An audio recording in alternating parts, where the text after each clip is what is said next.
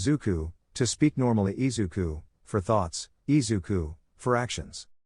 In a society where 80% of people are born with a power called a quirk, we see a 4-year-old light-haired boy named Izuku Midoriya walking with his green-haired mother Inko Midoriya to the hospital to find out her son's quirk.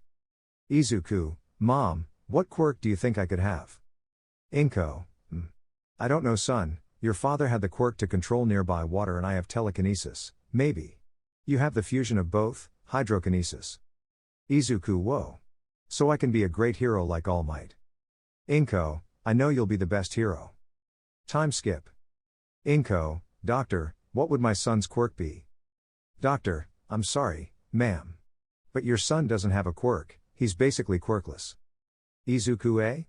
B, but I want to be a hero. Inko. Doctor, give up, kid. Quirkless people can never be heroes.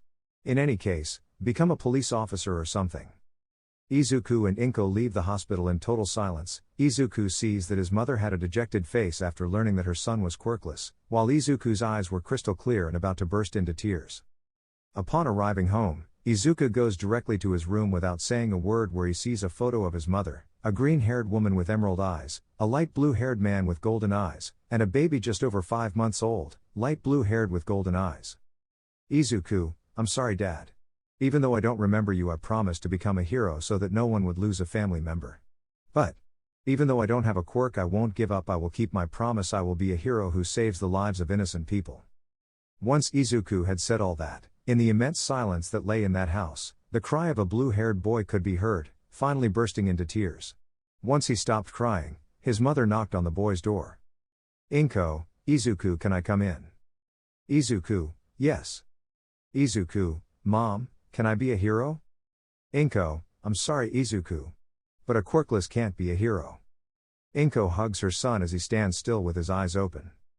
Izuku, no, Mom didn't want to hear that. The next day Izuku heads to school devastated by the previous events without knowing how his classmates will react to such news. Bakugo, Izuku, do you already know what your quirk is? Izuku, breathes in and out, Kachan, I don't have a quirk. Bakugo, what? Izuku, I don't have a quirk. Bakugo, so you are a damn quirkless, generating explosions in his hand. Izuku, yes, getting scared because of his best friend's action. Bakugo, then you're a stone in the road that's not worth even looking at, damn Deku. At that, Bakugo lunges at Izuku, generating explosions in Izuku's face, who only protected himself with his arms covering his face to avoid serious injuries, but leaving most of his forearm with some not so serious burns but that still hurt. Bakugo, TSK. So you don't get in my way again, Deku. At the end of the day Izuku goes home. Entering, he sees his mother with some of her friends talking until a topic comes up which Izuku didn't feel comfortable with. Friend 1, and tell me, Inko, what is your son's quirk? Friend 2, right, you went to the doctor the other day to get your quirk checked, right? Is hydrokinesis what you wanted? Inko, unfortunately, my son doesn't have a quirk. Friend 2, what? Friend 3, so he's a useless quirkless? Inko, yes. Friend 1, and why don't you abandon him? Inko, even though he's quirkless, I don't have the courage to abandon him. Friend 3, you know this will give you a bad image, right? I mean, to have a quirkless child, it's better not to have one at all. Friend 2, I think you're right, you know? You know what they say, a quirkless child is the same as a quirkless parent. Friend 1, you know, I keep suggesting that you abandon him or give him up for adoption. I don't think you'd be able to handle the criticism. Inko, I don't know. Maybe. Friend 3, why not? Before he could finish what he was about to say, Izuku decides to hold back his tears and act as if he hadn't heard that, so that his mother's friends can convince her to abandon him. Izuku, hi Mom. I'm here, he says with a smile on his face. Inko, eh? Hey son, how are you? Izuku, okay, I'm going to my room to do my homework. Inko, it's okay. Izuku, so you won't ask me what happened to me, huh? And yes, Izuku had most of his clothes burned and his arms bandaged. Friend 1, see? I guess her classmates have already found out. Friend 3, I don't think it's the last time. Friend 2, Inko, you better think about what we said before. Inko, I don't think I can. Friend 1, you're weak-hearted, Inko. Friend 3, well, I think it's time to go, right girls? Friend 2, yes, it's already getting late. The three of them gathered their things to leave. Inko, why me? Why did my son have to be quirkless? Tell me what to do, Dai-kun. Izuku's father's name. 5 months passed where the constant abuse from Izuku's classmates and especially from Bakugo made the light blue-haired boy always arrive with some kind of wound. On the part of Izuku's mother, her friends stopped contacting her, and where people criticized her and looked down on her for having a quirkless son, Inko Midoriya's mental state was declining. News: cases of dead people are reported in the Musetafu neighborhood. Apparently the total of these cases are people without a quirk, or as they normally call it, quirkless. The murderer has not yet been identified, but it is believed that his quirk is one that allows him to make 2 swords with his arms. The Musetafu neighborhood is recognized as one of the neighborhoods where the most discrimination against people without a quirk occurs. It is a shame where a society of heroes people are capable of doing such an act towards someone without a quirk with the excuse that they do not belong to the same generation of humans. Moving on to the SIG. Inko turns off the television, lying on the couch with a half-empty can of beer. Inko, if only tilde hip had the money to move out. That's when Izuku comes in, as usual, covered in bruises and burns from Bakugo. Izuku, hi mom, the Eri. Izuku doesn't finish the sentence as Inko throws the beer can at her head, leaving a small cut. Inko, shut up. This is all your fault. Inko Midoriya's mental state continued to decline. 3 months later. Izuku is seen at the back of the schoolyard eating a rice ball quietly, but to his misfortune Bakugo appears with his faithful dogs. Bakugo, who do we have here? It's the boy with the girl face. Deku. Izuku, what do you want? Bakugo, just to show you my superiority. Bakugo would launch himself, generating explosions in his hand to connect it towards Izuku's chest, generating a burn as usual, then punch him in the face and another in the stomach, leaving him breathless. Izuku falls to the ground in pain with empty eyes. Bakugo, TSK. You won't last long, damn Deku. Let's go. Izuku, is it so bad not having a quirk?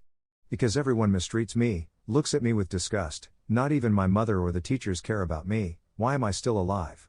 Oh yes, to save people, but who saves me? I don't see anyone. Izuku falls unconscious to wake up at the end of the day. Izuku, oh, I haven't been here long. Izuku gets up in pain, leaning against the wall. On the way home, Izuku passes through an alley to save time. You might wonder why no one comes to pick him up? Easy peasy. No one cares whether Izuku makes it home or not. As he reaches the exit of the alley, he bumps into a tall, dark-haired man, no more than 1.70 meters tall, with dark circles under his eyes. Light-haired boy. Brat, what's your name? Izuku, huh? The man creates a sword with his hand and points it towards Izuku. Don't make me repeat it again. What's your name? Izuku, it's Izuku mi do ria. Izuku was too scared because he recognized the quirk shown by this man, since he appeared on the news as the quirkless killer of Musetafu as Jack the Anti-Quirkless. Izuku, I'm going to die, right? No one is going to help me. It's obvious who in this neighborhood would help a quirkless. Jack the Anti-Quirkless is seen looking at a paper where there is a list of names. Jack, Midoriya. Midoriya. Oh, here it is, another damn quirkless. Calm down, kid, do something right once in your life and die to cleanse this society. Jack was going to give the final blow to Izuku, who was waiting for the blow that would end his life, but it never came. He opened his eyes and saw a rather muscular albino rabbit in front of him. Are you okay, girl? Are you okay, girl? Izuku is amazed because in front of him he has the debuting heroine most talked about in the media, the heroine rabbit hero, Mirko. Izuku, you are Mirko. Mirko, yes, it's me, Mirko, and Brat, if you don't want to get hurt, you'd better leave because it'll rain blood. Puts on a sadistic smile. Izuku, how scary. Jack, ah. That hurt, damn it. Hey you bunny, stop getting in the way of my plan to purify humanity. Mirko, rabbit? Purification. Of humanity? Sick bastard, killing a little girl as part of your purification? You make me sick. Mirko launches himself at Jack to kick him, which Jack dodges to swing his arm sword to give Mirko a superficial cut. Mirko, TSK. That stings. Jack, that's all a hero can do, too bad the cut wasn't deep. Mirko launches himself at him again, but this time bouncing off the walls to kick him in the face, which Jack receives, but not before putting his forearm out to lessen the impact. but the force was such that it ended up sending him crashing against the wall. Mirko, what did you think of those blades? Jack, I have to admit that I was hurt, damn rabbit, but don't get too confident. Jack lunges at Mirko, throwing several at her, which she dodges with difficulty, leaving some cuts on her body. Jack's attack continues, but in a moment of carelessness, he leaves an opening that Mirko does not waste, giving him a strong kick to the head, sending him far away. Mirko, damn body I have a disadvantage since he is armed, and although it may not seem like it, those shits are quite sharp. Jack, spits blood next to a tooth. Damn bitch, get ready because I'm going all out. Mirko, I'll wait for you here. Jack would launch himself against Mirko again, giving several stabs towards her. The butt would dodge, bouncing between the walls of the alley to connect several stops to Jack, but in a distraction from Mirko, Jack gives him a cut in the left thigh with his right sword arm and a cut in the abdomen with his other free sword arm. Jack, that's all heroin. Mirko, damn if it weren't for those blades. Izuku, it can't be. She'll lose because of me. For coming to protect me, the first person to protect me, and she's going to die. No. I can't let her sacrifice herself for a useless quirkless like me. I have to help her. Move, damn it. Izuku, with what little strength he had left, in a burst of adrenaline, would launch himself at Jack's back, giving him a strong headbutt to the lumbar region. Jack, damn brat. Mirko, brat. Mirko would quickly come out of his trance to hit him with all his strength, ignoring the pain, with his right leg, which was not bad at all. Slamming Jack against the wall, knocking him out. Mirko, brat. You know that was dangerous. You shouldn't have stayed here. I told you to leave. Heroes risk their lives for the sake of others. Izuku, but I couldn't leave you alone. You're the first person who protected me, and I couldn't, or rather didn't want to let you die. I'm sorry if I acted wrong. But I regret saving you since you saved me. After so much time, Izuku lets out a sincere smile typical of a child his age. Mirko. The sound of the police siren is heard at the end of the alley. Mirko, girl, come with me, we'll take you to the hospital. Izuku, eh? Oh okay but I don't have any money, and neither does my mother. I won't be able to pay her. Mirko-san. Mirko, it's okay, I'll cover the expenses, girl. By the way, my name is Rumi Usajiyama, I'm telling you my name in gratitude for saving me. Izuku, oh right, I haven't introduced myself, sorry. My name is Izuku Midoriya, and I'm a boy. Rumi, huh? A boy? Sure? Izuku, yes Rumi-san. Rumi, by birth? Izuku, yes, born Rumi-san, D. Rumi, it's okay. Police, heroine Mirko, where is the villain? Rumi, they're pointing at Jack with his face stuck in the wall. Police. The police officer proceeds to put the anti-quirk handcuffs on Jack to take him to the patrol car. They also took Izuku to the hospital to treat all the wounds he had. Rumi, hey kid, all those wounds. Izuku, don't worry Rumi-san, I'm fine. Rumi, sure? Izuku, yeah, sure. Rumi takes out a piece of paper and begins to write. Rumi, here shows him the piece of paper with a number in case you need help at some point. Izuku starts to cry since it is the first time where someone offers him help. Rumi, hey, are you okay? Izuku, yes. Just that. I'm happy thanks. Rumi-san smiles. Rumi, you're welcome. Izuku, by the way, can I ask you something?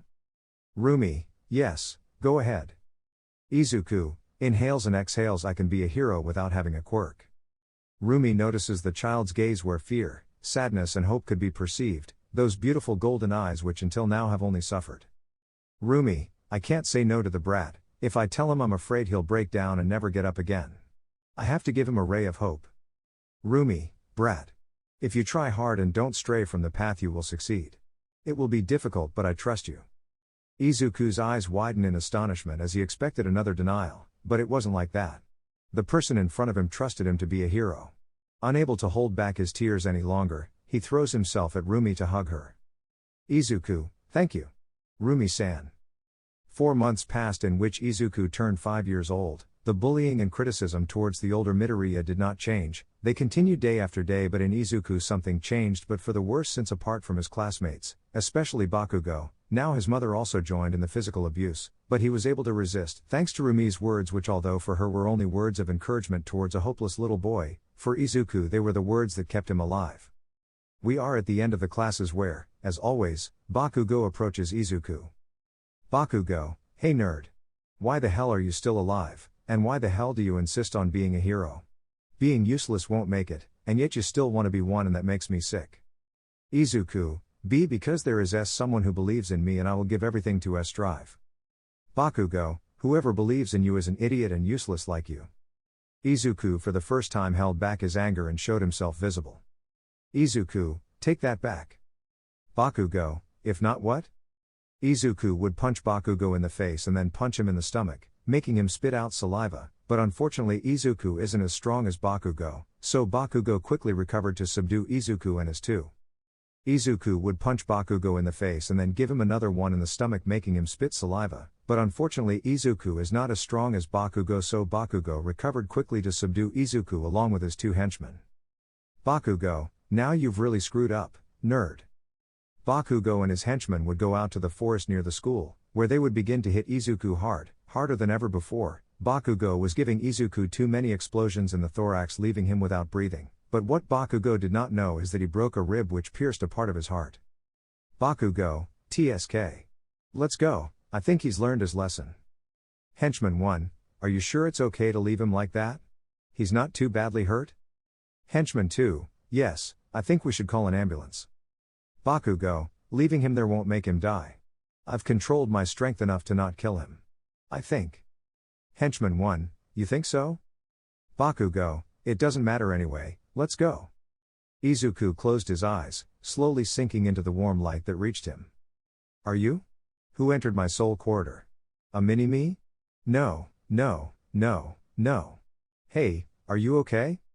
Who will this mysterious figure be? Are you? Who entered my soul corridor? A mini-me? No, no, no, no. Hey, are you okay? Ciel-san, who is it? It's a soul in limbo about to die that's somehow connected to your soul corridor. It doesn't seem like he's going to wake up. Ciel-san, can you show me his memories? Accessing his memories. Why does he look like me? Could he also be a slime? It's what I would have been like as a child. The resemblance is exact. Identified subject Rimuru, his name is Izuku Midoriya, he is 5 years old, he comes from a world where 80% of humans have powers called quirks. I proceed to show you his memories. Greater than. Rimuru, Ciel-san? Rimuru, when you see him calm down. Rimuru, Sending regards. The subject called Rimuru, after seeing the memories of our protagonist, tears fall while radiating an intense aura of death. Rimuru. Calm down or the boy won't be able to withstand your full power. Rimuru, I'm sorry. But I can't believe what this boy has been through at only 5 years old. It's heartbreaking. Ciel-san, can you make him wake up? Yes.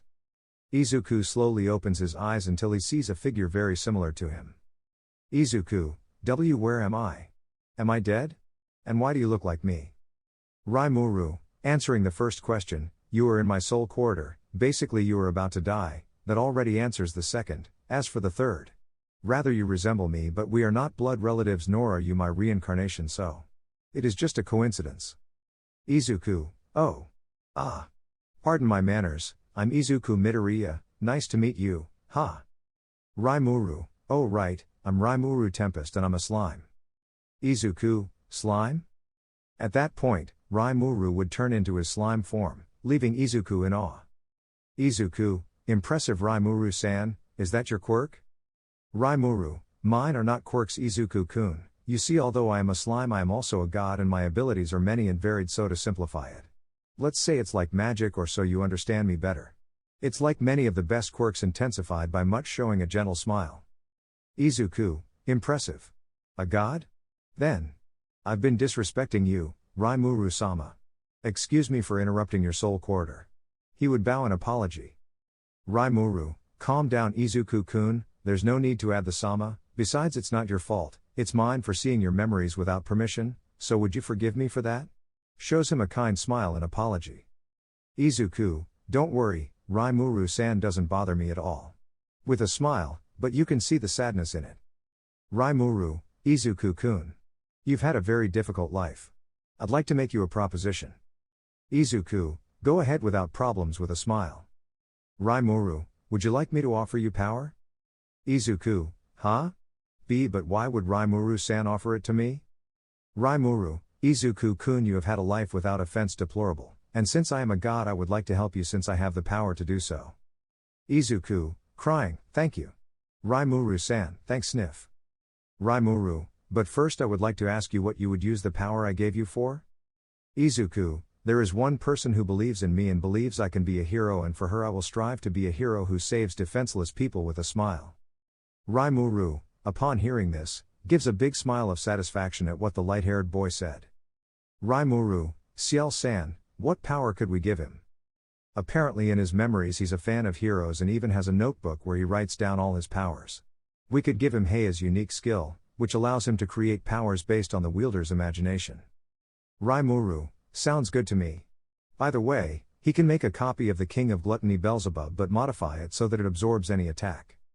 The copy has been successful. I had to change the modification because it was failing. Now it is called Void of Beelzebub. This ability allows you to absorb 50% of any attack, transforming the damage received into energy towards the bearer. The energy can be used to recover physical condition or an increase in power. If the damage is too high, the energy gained will go directly to the physical and stamina recovery of the bearer. Rimuru, amazing, make a copy for me too. D. Rimuru, okay Mini-yo, I say Izuku-kun, I will grant you 2 unique skills. You could look at them as quirks but much better. Izuku, with a drop of anime-style sweat, thank you Rimuru-san, thank you very much. Leans forward to show gratitude. Rimuru, you're welcome Izuku-kun, well. The first unique skill is called Heia. It allows you to create powers to your imagination. Yep, literally to your imagination, but you won't master them the first time. You'll have to train them, you know. The more you have the harder it will be to master your power. And the second unique skill is called Void of Beelzebub. This allows you to absorb 50% of any attack, transforming it into energy for you, which you can use to recover your physical state, give you power or restore your stamina. This ability will always be active, so the only thing you will have to master about this unique skill will be how you use that gained energy. Izuku's head was spinning from all the information he had just received. Izuku, I don't know what to say. Rimuru-san, thank you very much. I don't know how to repay you for all this you do for me with lowered eyes. Rimuru approaches and strokes her head with a gentle smile. Rimuru, if you really want to pay me back for all this, go and become the best hero. Izuku, yes.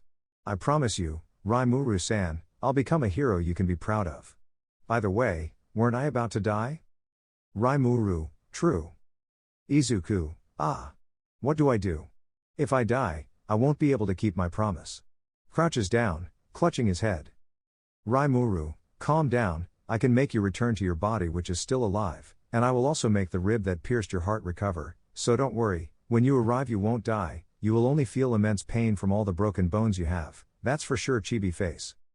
Izuku, and then why doesn't Rimuru-san fully recover me? Chibi face. Rimuru, because there is already someone taking you to the hospital, and if I cure you completely they will ask you many questions. Izuku, I understand. And who is taking me? Rimuru, you'll have to see that for yourself. Izuku, so this is goodbye, right?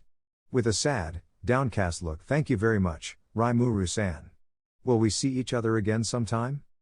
Rimuru, I don't know, it's a mystery to me how you managed to link up with my soul corridor, but I'll try to find your world to see you be the best hero there is, with a gentle and bright smile. Izuku, crying, I will do it Rimuru-san, I will become the best hero and you will see it with determination.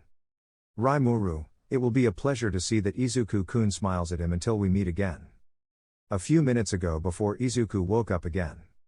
Rumi, that damn dragon was right, walking through the forest is relaxing, Rumi sees a body known to her. Rumi, brat? Rumi runs out to Izuku's bruised body which had a considerably low pulse. Rumi, hey, brat. Wake up. Damn, her pulse is too slow. It won't be long before it stops. Rumi gently grabs Izuku and runs to the nearest hospital. As she gets closer to the hospital, our blue-haired man had just spoken to Rimuru, who sent him back to his body along with the unique skills. Izuku, everything hurts, Rimuru-san was right, it is an immense pain, are you? Rumi-san? Rumi, brat, don't try. Izuku, fine. I think. While coughing blood. Rumi, what the hell, you're going to be okay. You're about to die. The face of the albino rabbit was one of immense concern, one that made Izuku happy, which was the first time he saw that face directed towards him. Izuku, I don't think it's the time to be happy about that. But I can't help it seeing that someone cares about me. Does it make me feel good? Rumi, damn. Who is capable of leaving a child in such a state? What kind of demon is capable of this? Rumi ran as fast as she could towards the hospital, although of course always being careful not to hurt Izuku more, who was in no condition to receive any blows. Rumi, Izuku. Don't close your eyes again. We're already at the hospital. Hang in there a little longer, kid. Rumi enters the hospital by kicking the door, alarming everyone. Doctor, what is this crazy woman doing? Rumi, shut up. And attend to the child. Doctor, oh my god. Get a stretcher and a medical team right now. In a few seconds a medical team appears with the stretcher where they leave Izuku, taking him to the operating room. Hours passed and the operation in progress sign turned green and a doctor came out. Doctor, Izuku Midoriya's relatives? Rumi, Doctor, I don't know how it happened, but your son is fine. Most of his bones were in a slightly serious condition, but the most worrying part is his chest. It's quite damaged, and he was lucky that one of the ribs that goes to the heart was intact. If the same force and intensity had been applied to that area as to the rest of his body, I'm sorry to say your son would have died. Rumi remained silent at such an explanation, wondering who the hell was capable of hurting a poor child. Rumi, were you able to come see him? Doctor, you'd better let him rest tonight. You're lucky he's still a child, as his bones will heal more easily and he'll regain energy faster. You can visit him tomorrow morning.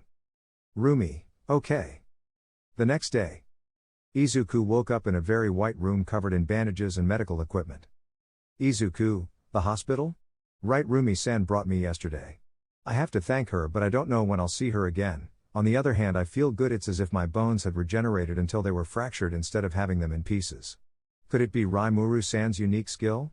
If I remember correctly, Void of Beelzebub absorbed 50% of damage received in energy. Have I subconsciously used that energy to heal myself? Knock knock knock. At that moment they knock on the door, cutting off Izuku's thoughts. Izuku, go ahead. Rumi, how are you feeling, brat? Izuku, Ara? Rumi-san. Izuku, I feel very well, Rumi-san, thank you. Giving her an angelic smile. Rumi, seriously. Who can hurt this child? Rumi, brat, the doctors say you can leave the hospital in 1 month. Izuku, that's good. Rumi, you know your parents' number. You have to let them know what happened to you, apart from the fact that they mistook me for your mother. Izuku, my dad died when I was a baby and I don't know my mom's phone number. And even if I did, I doubt she would come to see me, shaking head. Rumi, how much did this kid suffer? He said it like it was nothing and he's only 5 years old. Rumi, since we can't contact your mother, I don't think it's right for you to be alone in this hospital for a month. Would you mind if I came to keep you company from time to time? Izuku, I would actually love to, Rumi-san. Giving her a big smile. Rumi, that said. Who was the one who left you in that state? Izuku is speechless, thinking about what to say. Although he wanted to expose Bakugo and his henchmen and finally get rid of them, now he had gained power thanks to Rimuru and wanted to take his revenge on Bakugo personally, so what Izuku decided to say was, Izuku, I don't remember, everything happened so fast. Rumi, are you sure? Think carefully, someone might be after you and be dangerous. Izuku, I'm sorry Rumi-san, but I don't remember very well what happened to me. Rumi, well then.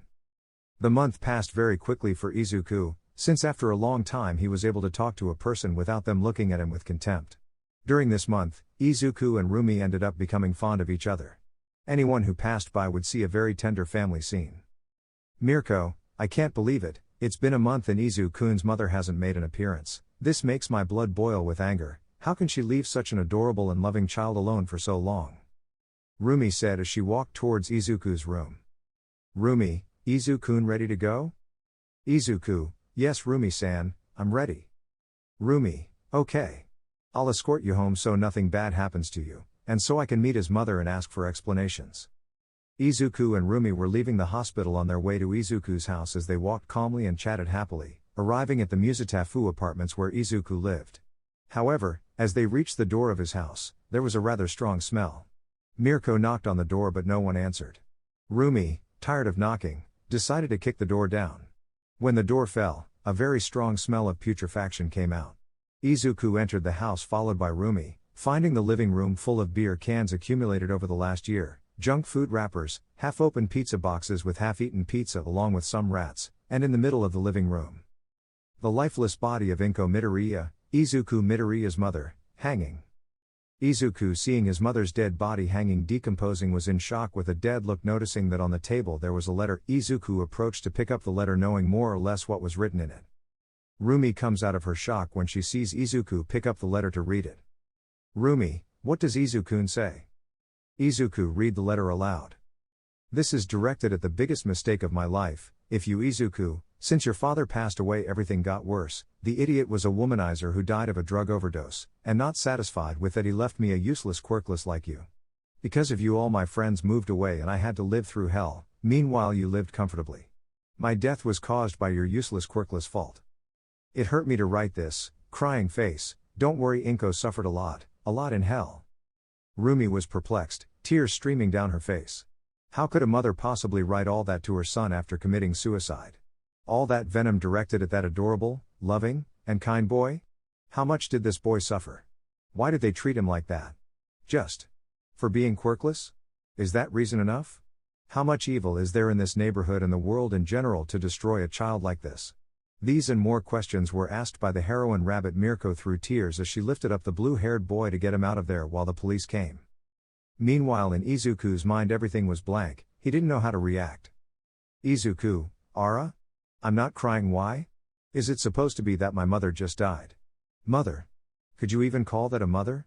The person who was supposed to protect me is the one who has hurt me the most since she found out I was quirkless. Everything was hell.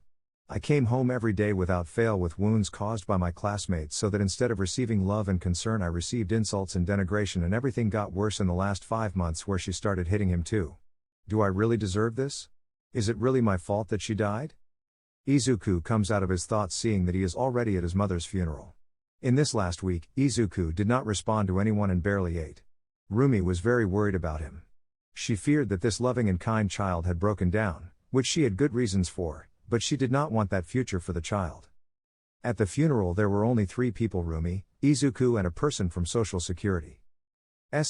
Social Security, heroine Mirko, I think it's time to take the child to the orphanage.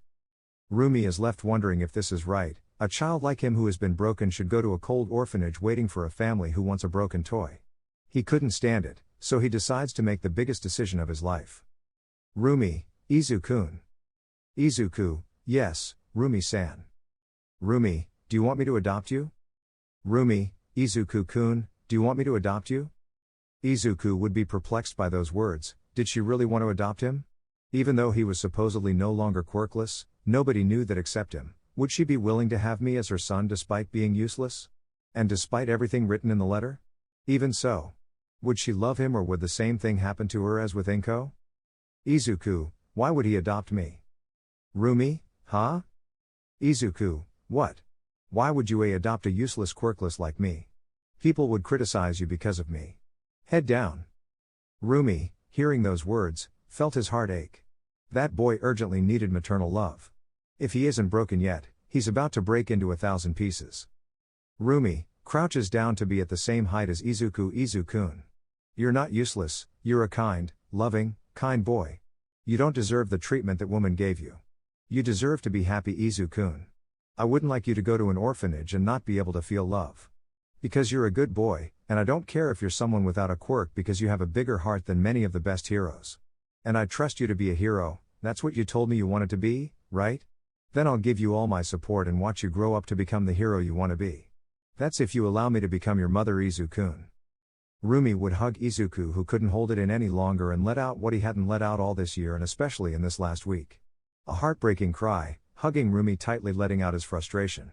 After 15 minutes of Izuku crying, he ended up saying yes to Rumi's proposal, and then he would fall asleep from exhaustion. Rumi, I think it's decided. When will the adoption papers arrive? Social Security, I think we'll have it ready in a week. Rumi, and paying? In about 4 hours. Rumi, ah. Okay, I'll pay. Rumi would take Izuku to her house, which was quite big and pretty. I would take Izuku to what would be his room so he could rest in a bed. The room was simple as it would normally be used for guests. 3 hours passed with one more to go before the social security arrived and Izuku had already 7. I would take Izuku to what would be his room so he could rest in a bed. The room was simple as it would normally be used for guests. 3 hours passed with one left until social security arrived and Izuku had already woken up. Izuku, where am I? Rumi, I see you've woken up. Izuku-kun, you're in my house. Well, soon it will be your house too. Smiles kindly. Izuku, thank you Rumi-san. Thank you very much. His eyes would turn crystalline. I don't know how to repay everything you do for me. Rumi would approach the edge of the bed and hug Izuku. Rumi, you don't have to pay me or give me anything back. Izuku-kun, I do it because I want to and I want you to live the life you deserve.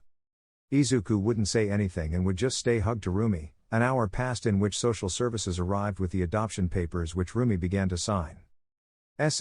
Well, Miss Rumi Usajiyama, all that remains is to decide the child's last name. Rumi, well I was going to ask someone but was interrupted by Izuku. Izuku, please Rumi-san, leave me your last name. Leaning forward. Rumi, sure? Izuku, yes. Mine doesn't bring back good memories. With a blank look. Rumi, it's okay. From today on you are no longer Izuku Midoriya but Izuku Usajiyama. Smiles at him. Now you are my son. Would pick up Izuku and hug him. Okay, that's all. Enjoy your new family life. Rumi and Izuku say goodbye to the social security guy. Rumi, okay Izuku, I'm going to make dinner. Izuku, does Rumi-san know how to cook? Rumi, of course. Who do you take me for? I'm a great cook. Puffing out her chest with pride. Izuku, and can I have dinner too? Rumi, huh? Of course. Izuku would smile since normally with Inko what Izuku ate were the leftovers of what she ate.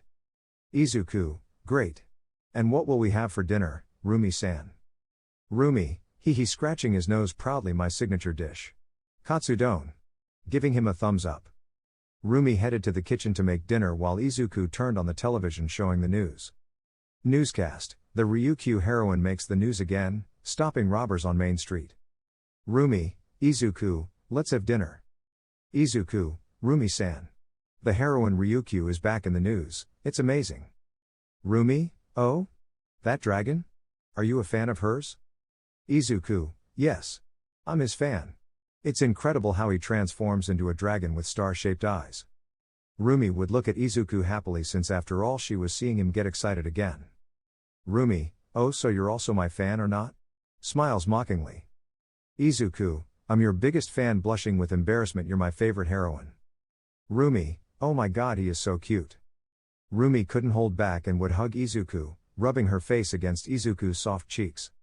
Rumi, you are so adorable. Izuku, Rumi-san. This is embarrassing. Embarrassed. Rumi, okay. Let's go have dinner. Smiling. The two head to the table for dinner. Izuku takes a bite. Whoa.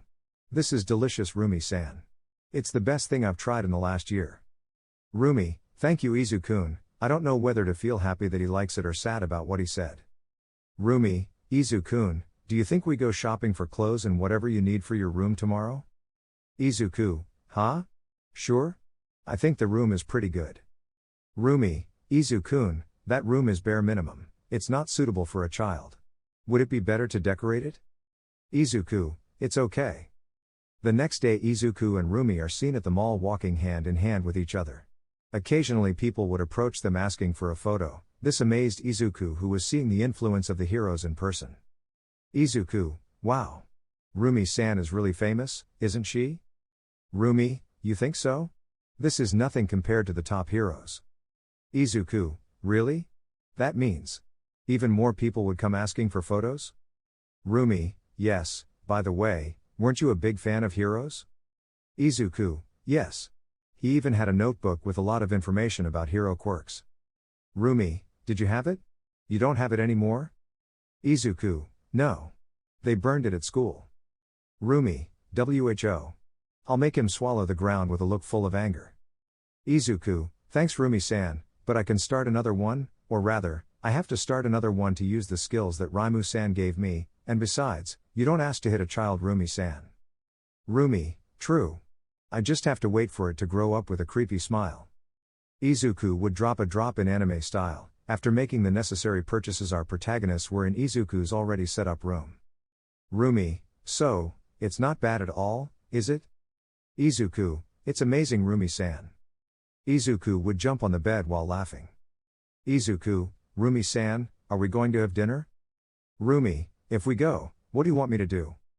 Izuku, katsudon. Rumi, hee, I see, I'll do it now. Izuku goes to the living room and turns on the TV, and what comes out surprises him since he and Rumi were out. Newscast: Is the heroine Mirko a mother? This afternoon, the heroine Mirko was seen in civilian clothes with a little girl at the mall. People are wondering if she's her daughter. Izuku, Rumi-san. What I'm doing is my fault, now they'll bother her. Rumi, wow. It was faster than I thought. I'll have to tell them that you're actually a child, but I don't think they'll believe me yet. She said the last part while whispering. Izuku, huh? Doesn't it bother you, Rumi-san? Rumi, are you? Why would it bother me? I adopted you, so that means you're my son. I don't have to hide my son. Puffs out her chest proudly. Izuku opens his eyes, Rumi-san. Thank you, smiling. While Rumi was preparing dinner, the doorbell rang. Ding dong. Izuku gets up to open the door, but to his surprise the person standing in front of him was the heroine Ryukyu. Ryukyu, hello girl, is Rumi here?